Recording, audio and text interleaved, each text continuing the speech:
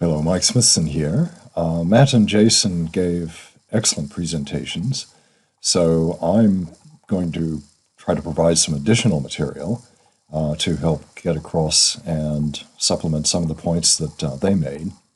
But first of all, my apologies for having missed out on the seminar. I simply got the date wrong, which is an example of ignorance on my part. That was not a good thing. But what I'm going to talk about here is ignorance that can be both good and bad. And I'm going to focus in particular on some of the social and psychological aspects of ignorance. As I indicated before, I'm going to be talking about ignorance, both good and bad. And in order to do that, I'm going to start off by referring to some matters of definition about ignorance.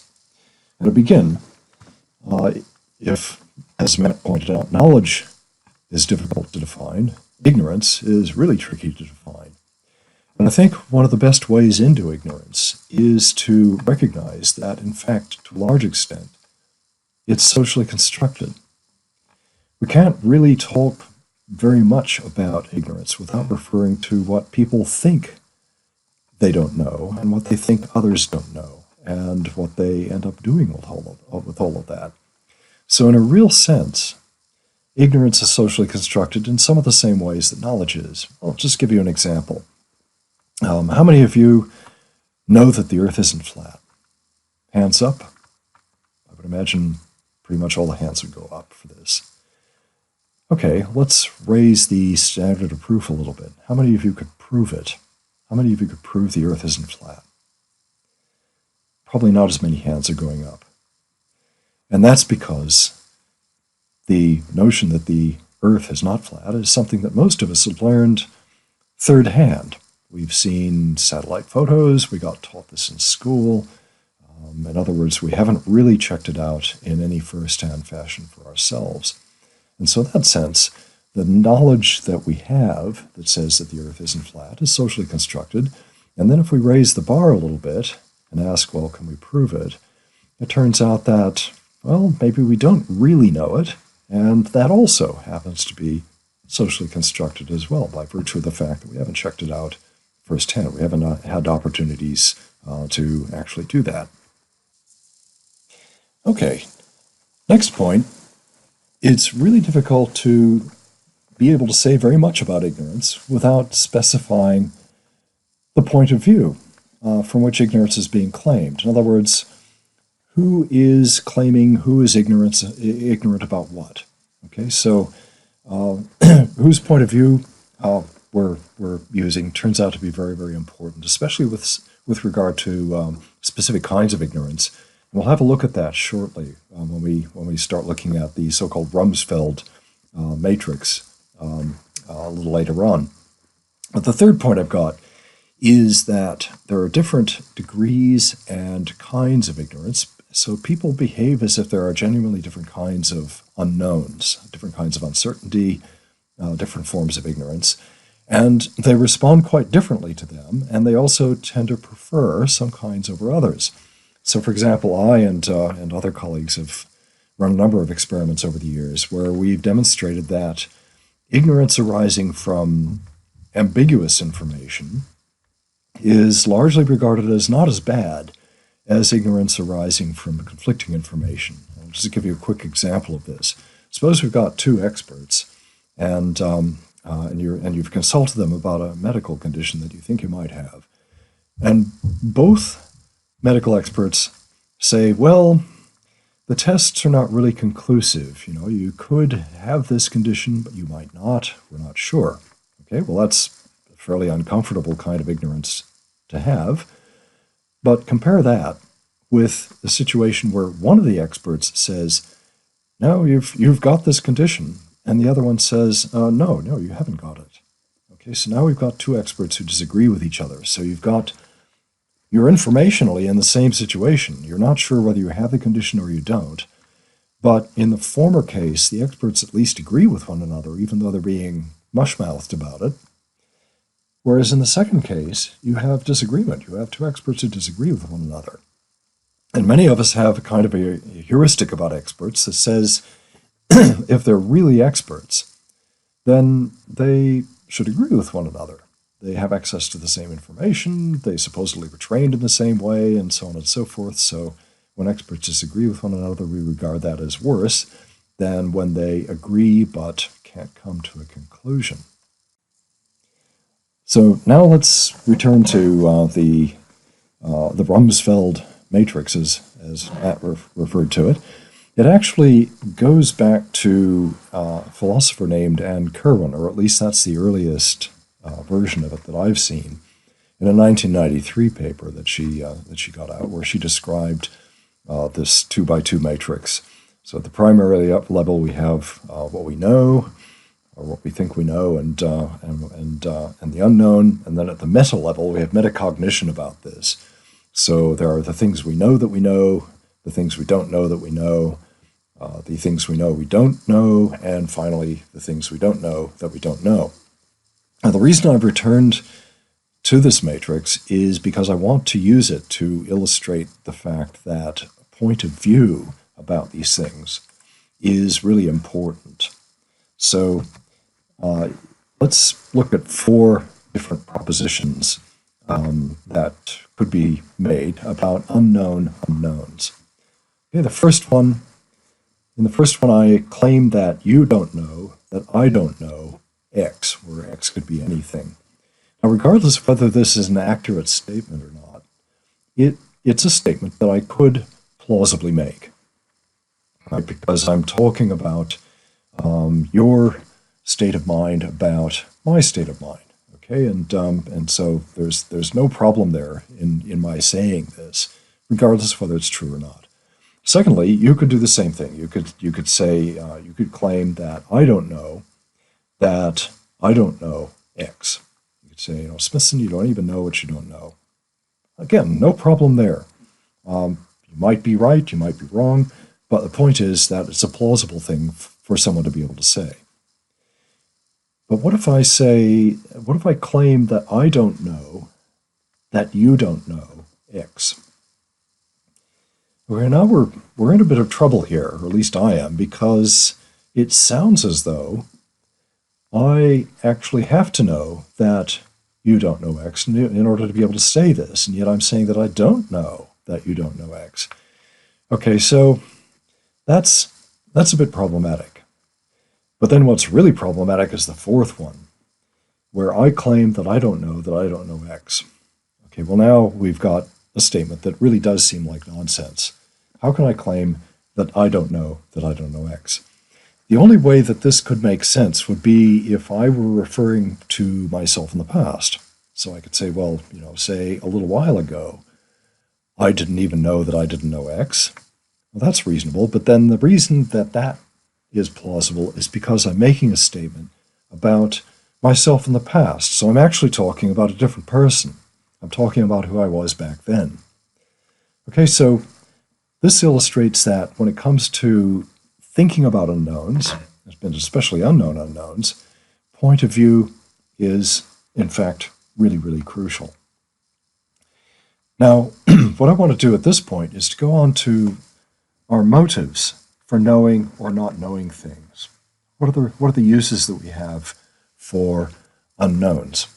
And this will prove crucial for understanding when we might think that ignorance is a good thing, and when we might think that it's a bad thing, and whether we think that it's a good thing temporarily or permanently, or whether we want to be rid of unknowns straight away. Okay, so let's have a look at some positive motives for unknowns. Well, to begin with, if you have no uncertainties in your future, then you have no choices to make. Your life is a done deal. God or whatever has laid your life out before you. It's all completely prearranged, and so you have no choices. There's nothing for you to choose. In point of fact, because you have no unknowns in your life, you've got no freedom.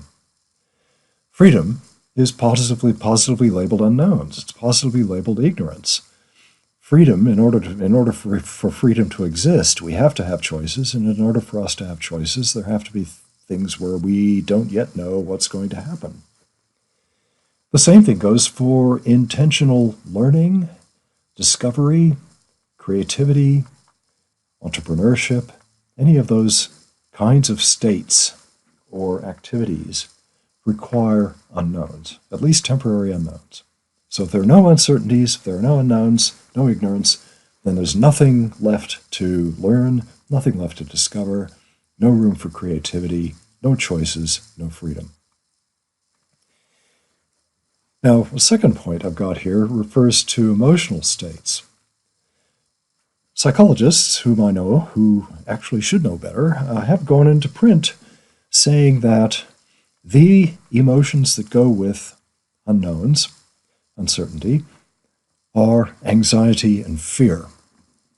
Now, it is true that some kinds of unknowns can generate anxiety and fear in us, and it's also true that clinical psychologists often have to deal with psychological disorders that are underpinned by people's inability to deal with unknowns, their inability to deal with uncertainty. That forms the basis for the psychological disorder that they've got. Anxiety disorders are a good example of this. So is obsessive-compulsive disorder. There are a variety of disorders like that. So it's understandable that clinical psychologists, at least, have got kind of a blind spot, in a way, about unknowns and tend to view them negatively. But all of the emotions I got listed here, joyful anticipation, excitement, or thrill if you want, curiosity, hope, and aspiration, those are all positive affective states, and they all require unknowns. They don't just tolerate unknowns, they actually require them. If there are no unknowns, if there's no uncertainty, there's no ignorance, then there's no hope. Now, certainly nothing like excitement or anything like that. Those things can't exist without unknowns. So again, at least temporary unknowns are required for those things to happen. And you can see this illustrated time and time again in forms of entertainment. Would a movie be as entertaining to you if you always knew what the ending was going to be? Would a novel hold you in suspense if you knew what the ending was going to be? Or things like gift giving, pleasant surprises. Would you really be thrilled to know in advance the contents of all your future birthday presents, Christmas presents, and so on? Okay, so there are plenty of situations where people have good reasons for desiring not to know something. And therefore, it's even possible for us to think about such a thing as rational ignorance. Think about the cases where we actually don't want to know something permanently. There are plenty of good reasons for this. It might be that we simply can't be bothered. It's something that is not relevant to us. How many of you would want to learn Old Church Slavonic? It's a dead language in which the Slavonic Bible is recorded. If you are a specialist in that religion, or if you're a believer, if you're an Old Orthodox Russian, then yes, learning Old Church Slavonic would be relevant to you. But for the rest of us, it simply isn't, so we don't need or want to know about it. Likewise, how many of you would want to learn string theory, mathematical physics theory, which is forbiddingly mathematical, requires a lot of effort to learn, and so on? Again, most of us, justifiably, even rationally, would say, well, no, frankly, I can't be bothered learning string theory. Okay, so there is such a thing as rational ignorance, and that includes ignoring irrelevant information, as Jason has pointed out, to avoid bias, and also choosing an appropriate reference class for forecasting. Okay, those are examples of situations where we would want to ignore relevant information in the name of rationality. Well, the final point I've got up here on this slide is that politeness and civility require imposing unknowns on others. So let's think about that for a moment. Most of us, most of the time, do not communicate fully, frankly, and honestly with each other, and we have good reasons for doing this. Instead, we use ambiguity, vagueness, indirection, even little white lies For what purposes? Well, to be polite, to be tactful, or just plain civil with one another. Those are important things to attain in the discourse of ordinary social life.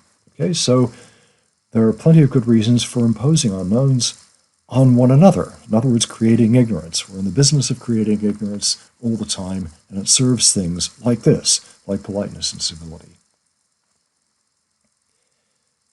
All right, you might say, well, what about darker motives for imposing unknowns on other people? Well, of course, there are plenty of those. So let's have a brief look at them there. Secrecy, to start off with. If knowledge is a source of power, then secrecy certainly is. If you have a secret about something that I would like to know about, then you have power over me, especially if you can manage to keep the secret. So secrecy can be instrumental in maintaining or generating power differentials. Likewise, if politeness requires imposing unknowns on other people, then there are other forms of communication that are not so nice, that also benefit from imposing unknowns on other people. Threats, offers of bribes, sexual advances, all of those are examples of cases where it helps the provider of those things, the threatener or the briber, or the person making the sexual advances, to utilize ambiguity, indirection, vagueness, and things like that in the service, because that makes what they're doing plausibly deniable. So if I threaten you but make it vague, and then you rear up and say, "Wait a minute, Smithson, are you threatening me?" If I can say, "Oh no, I didn't mean that at all," then I've got plausible deniability. It means I can kind of back out of the situation without being seen to be really guilty of actually issuing a threat. And in the same connection, lying, deception, and disinformation all have plenty of uses. We make lots of uses of them. And there are situations where they can be socially mandated, such as in competitive sports or war. Now, getting back to good forms of unknowns or ignorance, I want to point out that unknowns underpin some really important forms of social capital. Now, Matt already mentioned one of these, privacy. Privacy differs from secrecy in that privacy is multilateral, whereas secrecy is unilateral. Privacy is actually an ignorance agreement, whereby we agree that it's okay for information about ourselves not to be available to each other. And that kind of multilateral arrangement, as we well know, is not only oftentimes widely agreed upon in a number of societies and cultures, but in some cultures even enshrined in law. Australia has a Privacy Act, for instance. And I might add that a lot of organizations routinely violate it. But the important point is that that act is there. So it's an example of a multilateral ignorance arrangement or agreement. Some social relationships, among them being the most intimate ones we have, involve ignorance arrangements. And one of these examples is relationships based on trust. If I trust you, then I forego the entitlement to place you under surveillance 24/7. In other words, I actually undertake an obligation to become at least partially ignorant about what you're doing, how you're doing it, when you're doing it, why you're doing it, and so on, because I trust you. If I insisted on knowing about all those things, then I would be behaving as if I don't trust you. Specialized knowledge is an example of organized ignorance. So it's okay for you to know things I don't know, as long as we're networked in such a way that I can turn to you for advice or information about those things, the things on which you have expertise, but I don't. So this does two things. One is that it It exploits distributed knowledge. It means that none of us has to bear the burden of trying to know everything, which clearly is impossible. But it also spreads risk. Learning about things requires effort, it can be costly, and it can even be risky. So, setting up a society in which we have organized, specialized, distributed knowledge also spreads the risks as well as the costs associated with finding out about things and knowing those things. So dealing with unknowns, dealing with ignorance, involves trade-offs and even dilemmas. Now, I mentioned that people behave and think as if there are different kinds of unknowns and as if some kinds are preferable to others. In fact, there are lots of examples where even the kind of mistake that we're making or the kind of knowledge that we lack turns out to have preference orderings as well. And a really good example of this is when we look at the kinds of errors that we can make, especially situations where, say, there are just two kinds of errors.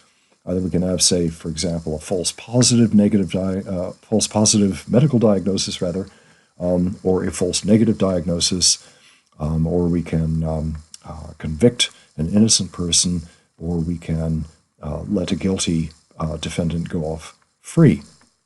Okay, so let's think about that. Some kinds of errors are preferable to others.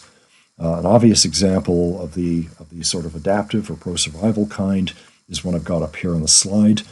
It's more adaptive for us to sometimes mistake a stick for a snake than it is for us to do the other, to mistake a snake for a stick, right? One of these could be a deadly mistake, the other is not.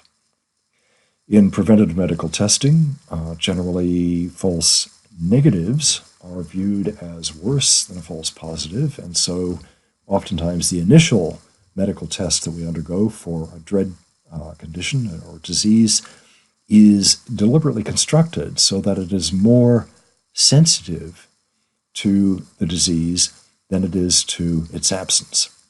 And then usually a second test is introduced if the first test comes up positive to make a kind of a tougher test to make sure that the positive is not a false positive. But in the initial test, it's more likely to throw up a false positive than it is to throw up a false negative, because generally in medicine we regard it as a worse mistake to tell somebody, no, you're okay, you haven't got this disease, when in fact they do, than it would be to mistakenly tell them, look, we think you have this disease, when in fact they don't.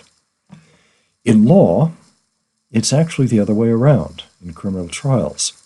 So for the most part in Western criminal law systems, it's considered far worse to convict an innocent person than it is to mistakenly acquit a guilty person.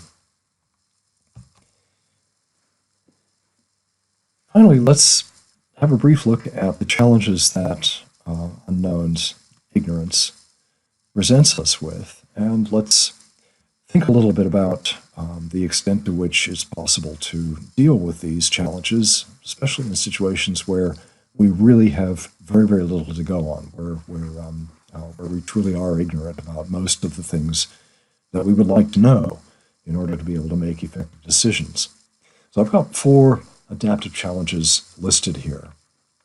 First of all, the most obvious one to most of us is dealing with threats and solving problems, regardless of whether they're foreseen or unforeseen. The unforeseen ones are the most dreaded ones, perhaps because we don't know what's coming up. We get surprised by them, and those are bad surprises.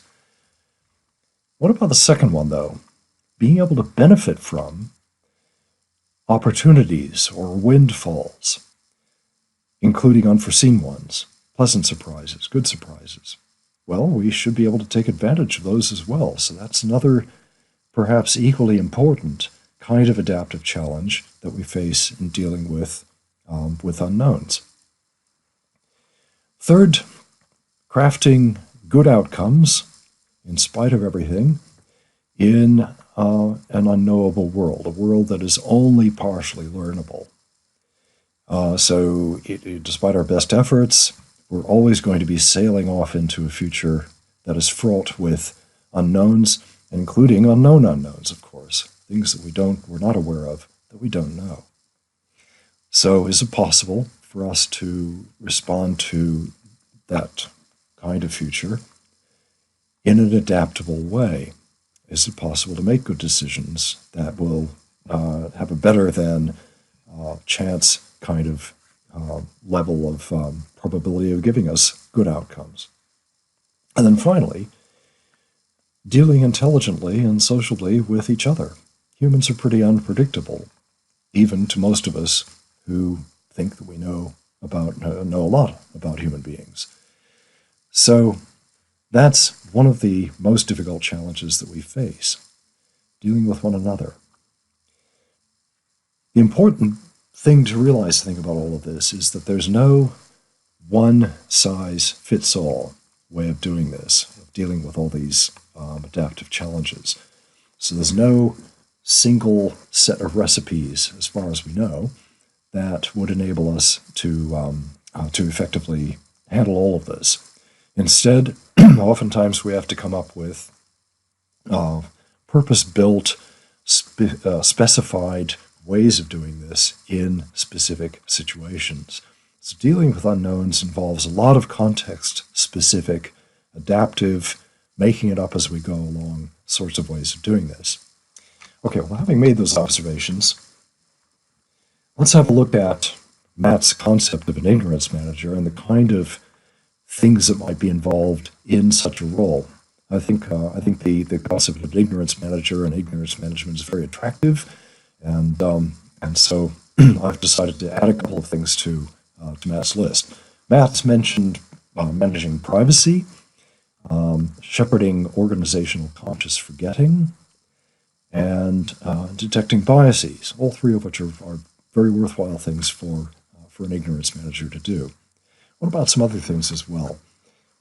I think, given that organized, specialized knowledge is one of the strong points to human organization, the ability to vicariously learn from one another and to network with one another so that none of us has to try to take on the burden of knowing everything about everything. I think that that's really a terrific thing. And one of the difficulties that we've got with specialists is an absence, oftentimes, of people who can put us all together, network us effectively, and get us and harness us to work effectively with one another. Maybe an ignorance manager would be this sort of person, a person who would be able to identify communication and knowledge gaps between the specialities, bring the specialists together in such a way as to maximize their capacity to work effectively with each other on multidisciplinary problems. Secondly, an ignorance manager should be able to identify good kinds of ignorance, good kinds of unknowns, the ones that give us not just risks, but also opportunities, chances for exploration, discovery, and creativity. Also, detecting opportunities for actually exploiting unknowns, using unknowns for purposes, for our own purposes. Now, it might seem a little bit odd in a way. It's not so odd, obviously, if we think about exploiting things that other people don't know, maintaining power over them in that respect. But let's also think just about exploiting unknowns of our own. What would be examples of this? Well, one really clear example for anybody who runs experiments is randomized assignment. Randomly assigning people or experimental units, be they people or animals or anything else, to different experimental conditions. What that does is to ensure that the differences between the units who are in these experimental conditions, those differences are simply due to chance, they're not due to anything else. So it's a way of getting rid of potential biases in terms of differences between the groups. So randomness, being able to actually to generate at least pseudo-random numbers, being able to make random assignments to experimental conditions, is an example of exploiting unknowns. We don't know whether we're going to end up with perfectly equivalent groups or not. By randomly assigning people to experimental conditions, we don't know in advance who's going to end up where. We're literally using an unknown and using it for our own purposes. What about facilitating relationships that require unknowns, like trust, for instance? So an ignorance manager should be perhaps also taking on, as part of their role, negotiating trust-based relationships. Trust is a lot less expensive than assurance, which is generally the alternative to it. So if we don't trust somebody, what we generally have to resort to instead is placing them under surveillance, making them accountable, getting them to sign contracts, and so on and so forth. All of that's very expensive. Trust-based relations, on the other hand, are relatively inexpensive. So an ignorance manager might benefit their organizations by enabling or creating a culture in which trust-based relations are commonplace and effective. And then finally, an ignorance manager should be able to provide us with some guidance for making decisions under ignorance. Decisions where we not only can't assign probabilities to outcomes, let's say, for example, but maybe we don't even know what all the outcomes are. Maybe we have only a partial awareness of what those outcomes are. Okay, well, having got to that part of the list, let me finish off by addressing the issue of whether or not there's such a thing as guidelines for good decision-making under ignorance. Okay, well, I've got a list here, and this is a list that I've built up from a variety of sources and studies, including my own, but also insights from other people as well. Let's start off with the first guideline. Be prepared to be surprised more often than you think you will be. Okay, well, what do I mean by that?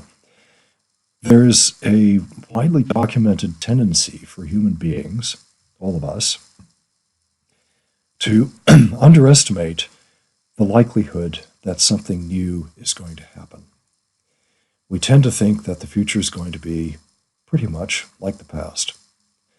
Even if we think the future is going to change, usually we have a kind of a predictive model of how it's going to change.